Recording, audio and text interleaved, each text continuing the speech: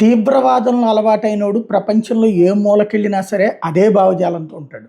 ఇది క్లియర్. వాడిని నువ్వు ఎంత మార్చాలన్నా మార్చలేవు. మతంతోనే ప్రపంచం నడుస్తుంది అని నమ్ముతాడు. తమ మతం తప్పించి మరెవరు బ్రతకలేనని నమ్ముతాడు.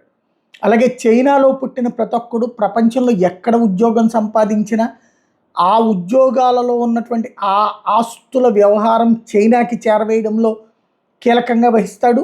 అదే సందర్భంలో ఆ దేశాలు నాశనమయ్యి చైనా బాగుపడాలని కోరుకుంటాడు.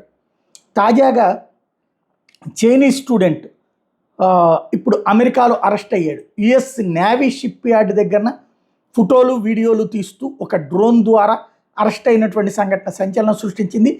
FBI అతని దగ్గర నుంచి వెరిఫై చేస్తే బోలెడన్ని ఫోటోలు ఇప్పటికే అతను నేవల్ వెసల్స్కి సంబంధించి షిప్ యార్డ్కి సంబంధించి highly classified navy aircraft carriers nuclear సబ్మెరైన్స్కి సంబంధించినటువంటి సమాచారాన్ని అతను తస్కరించుతున్నాడు అన్నటువంటి విషయం ఐడెంటిఫై అయింది.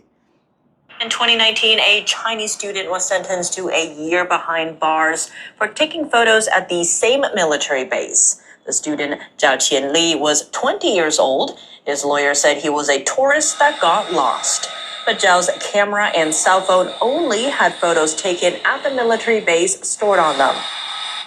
The US is moving. జాయో కిలానీ అనేటటువంటి చైనీస్ విద్యార్థికి సంబంధించి ఇప్పుడు బయటపడ్డటువంటిది. అతను ఎక్కడైతే అక్కడ మిలిటరీ స్టడీస్ చదువుకోవడానికి వచ్చి ఆ మిలిటరీ బేస్కి సంబంధించినటువంటి రహస్యాలే తన దేశానికి చేరవేస్తున్నాడు.